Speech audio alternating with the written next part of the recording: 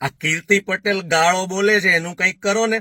એમ મને ગમે ત્યારે કોઈ પણ માણસ એમ કે પિયુષભાઈ કીર્તિ પટેલ આટલી બધી ગાળો બોલે છે, એને કોઈ કહેવા વાળું નથી. અરે પણ સોલાવાને તમારે એને કેવું છે એ ગાળો બોલે છે તો એમાં તમને વાંધો શું છે?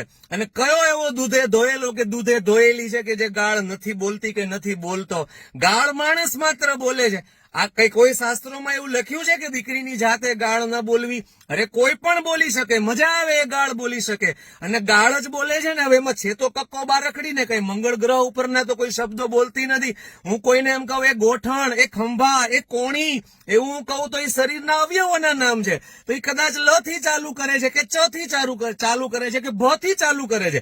ફરક શું પડે એમાં? હાલી હું નીકળ્યા છો? કીર્તિ પટેલની વાહે પડી જવાનું? એ ગાળ બોલે છે તેમાં કયું મહાપાપ કરે છે? નાકે બેઠા બેઠા સોસાયટીના ધારાસભ્યએ આપેલા લીસા બાંકડા ઉપર બેહીને તમે પુરુષની જાત આખા ગામની બેન દીકરીઓનો વહીવટ કરો છો. તમારા ને મારા સમાજની કે કુટુંબની દીકરી એ લગ્ન પહેલા આડા સંબંધો કે મિત્રતાના નામે કોઈની સાથે બેડ શેર કરી આવે છે, ફિઝિકલ ને શારીરિક સંબંધો બાંધી આવે છે. એનો વહીવટ આપણે કરવો જોઈએ. કયા સમાજમાં ચીટરના પેટનાઓ નથી? લુખ્ખાઓ, ચીટર, મર્ડર કરનારા ખૂનીઓ આપણા સમાજમાં, આપણા કુટુંબમાં, આપણી પેઢીમાં થયા હોય એનો આપણે વિરોધ કરવો જોઈએ. કીર્તિ પટેલ કોઈનું ખૂન કરવા તો જાતી નથી, કોઈનું ચીટિંગ કરવા તો જાતી નથી, મૂળ તો ગાળ જ બોલે છે ને.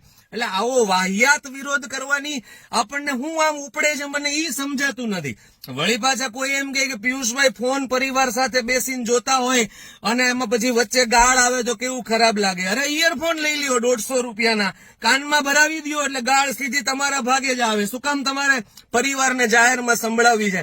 પરિવારને સારા પુસ્તકોનું વાંચન કરવા દો ને. તમે બધાની હાજરીમાં રીલું જોવો છો કામ? ખોટો ઘોંઘાટ અને વોઇસ પોલ્યુશન કરવા માટે. એટલે બધા જ કારણો વાહિયાત છે.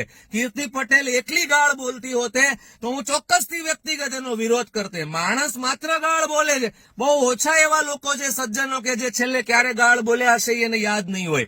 બાકી તો ગુસ્સો આવે, કોઈ રોંગ સાઈડમાં આવે, કોઈ ભટકાય, કોઈ કારણ વગરનો અકસ્માત આપણી સાથે થતા રહી જાય અથવા થાય તો આપણા મોઢામાંથી ગાળ નીકળી જાય છે. અરે ફેમિલી અને પારિવારિક ઝઘડામાં સજ્જન સ્ત્રીઓને મેં ગાળો બોલતા જોઈ છે. શું વાંધો છે તમને કીર્તિ પટેલ ગાળ બોલે છે તો? તાકાત વાળી છોકરી છે, એના જેટલી તાકાત એક મરદમાં મેં જોઈ નથી, ભાગ્યે જ ક્યાંક જોઈ છે. મારે 1000 વખત ગાળ બોલવાનું મને પોતાને મન થાય છે પણ નથી હિંમત આવતી મારી કેમેરા સામે ગાળ બોલતા. બાકી મારો બાટલો ફાટી જાય છે કોઈ રોંગ સાઈડમાં કોઈ રોકેટના પેટનો સામો ભેગો થાય ત્યારે. મને એમ થાય કે ભયંકર ગાળ દઈ દઉં, કોમામાં જતો રહી માનસિક રીતે. આટલી મોટી ગાળ આપું, આવું મને થઈ જાય છે. તમને બધાને ગાળ બોલવાની 7 વખત ઈચ્છા થાય છે, બોલતાય હશો.